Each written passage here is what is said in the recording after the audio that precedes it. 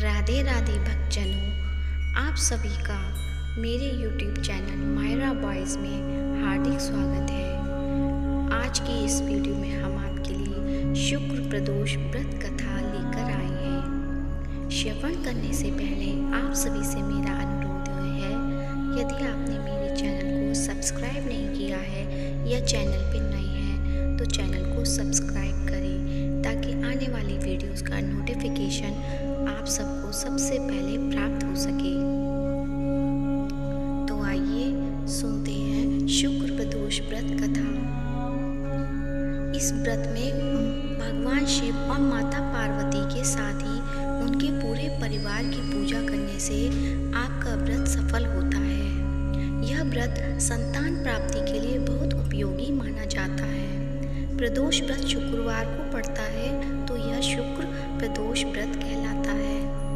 शुक्रवार के शुभ योग में प्रदोष का व्रत करने से आपको भगवान शिव के साथ माँ लक्ष्मी की भी प्रसन्न होती है। तो आइए जानते हैं शुक्र प्रदोष व्रत कथा। सूत जी बोले, प्राचीन काल की बात है, एक नगर में 3 मित्र रहते थे। तीनों में ही घनिष्ठ मित्रता थी। उनमें एक राजा का बेटा, दूसरा ब्राह्मण पुत्र, तीसरा सेठ पुत्र था। राजकुमार व ब्राह्मण पुत्र का विवाह हो चुका था। सेठ पुत्र का विवाह के बाद गौना नहीं हुआ था। एक दिन तीनों मित्र आपस में स्त्रियों की चर्चा कर रहे थे। ब्राह्मण पुत्र ने नारियों की प्रशंसा करते हुए कहा, नारीहीन घर भूतों का डेरा होता है। सेठ पुत्र ने यह वचन सुनकर अपनी पत्नी लाने का तुरंत निश्चय किया। सेठ पुत्र अपने घर गया और अपने माता पिता को अपना निश्चय बताया। उन्होंने बेटे से कहा कि शुक्र देवता डूबे हुए हैं। इन दिनों बहू बेटियों को उनके घर से विदा कराकर लाना शुभ नहीं। अतः शुक्रोदय के याद तुम अपनी पत्नी को विदा करा लाना। सेठ पुत्र अपनी जिद से टस से मस नहीं हुआ और अपनी ससुराल जा पहुंचा। सास ससुर को उसके इरादे का पता चला। उन्होंने उसको समझाने की कोशिश की, किंतु वह नहीं माना। अतः उन्हें विवश हो अपनी कन्या को विदा करना पड़ा। ससुराल से विदा होकर पति पत्नी नगर से बाहर निकले ही थे कि उनकी बैलगाड़ी का पहिया टूट गया और एक बैल की टांग टूट गई।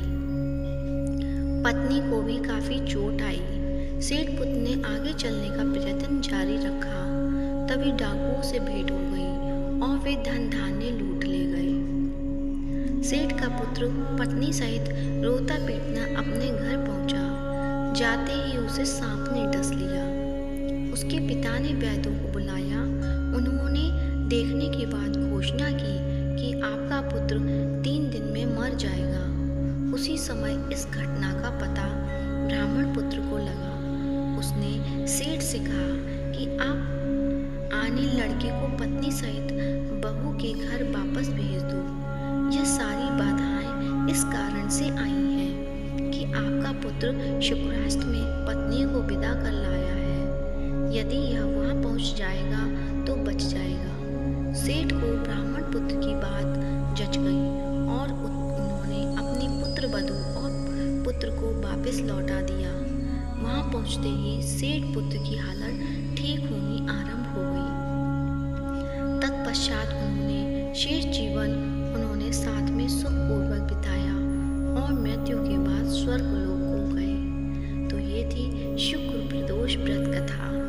आशा करती हूँ